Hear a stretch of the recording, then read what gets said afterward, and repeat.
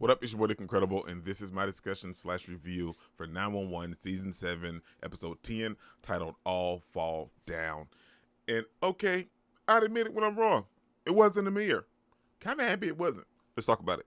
Headed out for change, I just started on my quest. Yeah, the world will know my name, I'm excited, I'm obsessed. No one in my way but myself and a test. Yeah, I will be the best, yeah, I will be the best. Life is just a game, I'll be playing till I rest. I'll be there to claim my own spot among the best. Episode was good. A little anticlimactic, but a pretty good episode overall, man. So we're dealing and wheeling with everything right after episode 9, and we see that Bobby's in the hospital. He has a DNR. Athena has one as well, but Athena's fine, and she's out on a war path. You know what I'm saying? So this time someone came into her house, and Athena was like, no, no, no, no, no. This time, they're not going to have to beg me to put them down. I'm just going to do it. Now, she was on a warpath after Amir. Honestly, I thought it was him too. I did suspect the cartel. I mean, because honestly, when you think about it, the dude had made a deal with the feds, like the old man. So technically, there was no need for revenge. And let's be 100%. You made your grandson a coyote. So, of course, he would put himself in danger, and Amir just protected himself from your grandson. There's no need for vengeance. I understand it, but there's no need for it. But I didn't suspect a cartel, so that was a nice twist. And if you guys know me, I love a good twist. And so I didn't see that coming about the cartel. Kind of glad that it was them and not Amir, because at the ending of this episode, you know, with all of the stuff that Amir was dealing with, and then him popping up in California, and then him and Athena having that wonderful moment when she went to hunt him down. You know, she drew her gun on him. That was a wonderful scene. You know, both of them kind of explaining their pain and the emotions that they carry around with them. And then for her to realize that it wasn't him, and then, you know, Amir kind of sacrifices himself, and then Athena following him to the warehouse and saving him with fire. Nice. And then we have that whole ending conclusion of Amir having a general conversation with Bobby, you know, him stating, well, I may not be able to forgive you, but I can understand and accept you, you know, like the life that you had.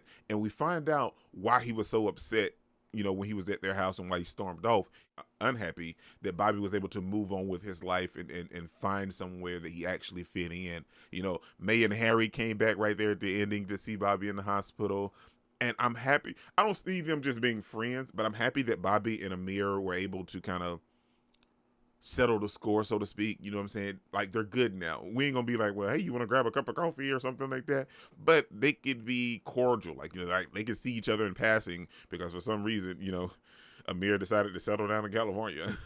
But if they see each other in passing, it's like, oh, well, hey, you know what I'm saying? They don't have to hold general conversations, but I like the fact that they were able to settle that with each other at the ending of this episode. Still with the petty stuff with the councilwoman about Mara. Mara? I think it's Mara. But anyway, with Mara, and Hen snuck in to see her, and she's kind of regressed a little bit again, man. You know, like I said, it's the group home, and no other places are willing to take her because, you know, they weren't understanding of her situation and trying to figure her out in the beginning. They just wanted her to be the perfect little girl, and she wasn't because she'd been through some stuff. Hen and Karen was willing to take that chance and dive through it, and she came out on the other end, but she got sent back to the group home, and you can see it kind of regressed her a little bit. But I love the fact that, you know, in last episode, Denny stood up and like, get your hands off my sister. That's what you gonna do. You know what I'm saying? And then Mata was here this time when he, why don't y'all just leave us alone? But big ups to Maddie and Chimney, man, because they decided to become foster parents, and they fostered Amara. Not, why have I said Amara? Mara. Mira? Mata? Who is this Mata? Anyway, they fostered her to take her in, and then Hen and everybody can come over and see her. So that's cool. I think that was a nice thing to do. They didn't have to do it, but they done it, and I respect them for it. And Ji-yoon seems like she loves Mata as well. So it was a fun time, and it is a silver lining in a dark situation. You know what I'm saying? She's going to stay there while they figure things out with the councilwoman and the adoption agency and everything. So big ups to that, man. I really enjoyed that and love seeing the 118, you know, be there for Bobby and Athena and everything like that. That was great.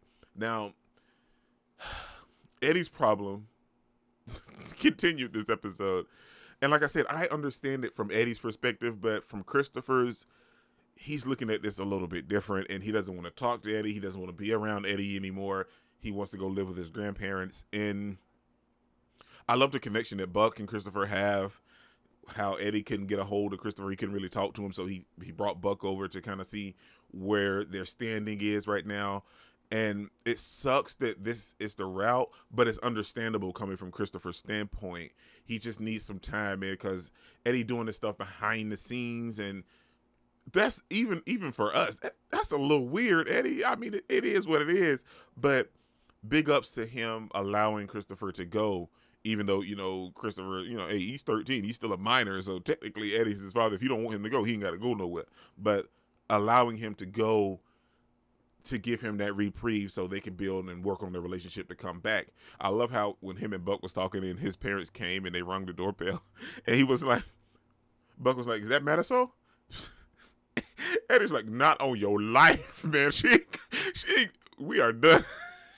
That woman ain't coming. That woman is not fooling with Eddie no more, man. But it's a general understanding. Like, this was a very weird situation, man. It was very weird, Eddie. And to round out the episode, we see that everybody's back at the 118. Bobby's back, which is great. But remember, he quit 2 weeks ago. And, it's a weird predicament right now because now Gerard is the captain of the 118 and Bobby's not captain anymore. And we know how bad Gerard is from the flashbacks and the way that Tim and Tommy and Hen just talk about this guy, man. Gerard is garbage. And, now he's in charge because Bobby, he quit abruptly, didn't give his warning. Like, it's weird. And then he had a heart attack and came back and just assumed he was going to be captain again. And, like Gerard said, why would they tell him? He quit 2 weeks ago. So it is what it is, man. So we'll have to deal with that in season 8. This is your boy Incredible. Don't forget to smash the like button. You can smash even more. Comment down below, and I'll be sure to respond to each and every one of them and subscribe. Peace out. Cause I've been working a lot, I think I deserve a shot, I think I deserve a spot. Cause it's been years on this path that I walked, and if I keep going, I pray I'll be at the top.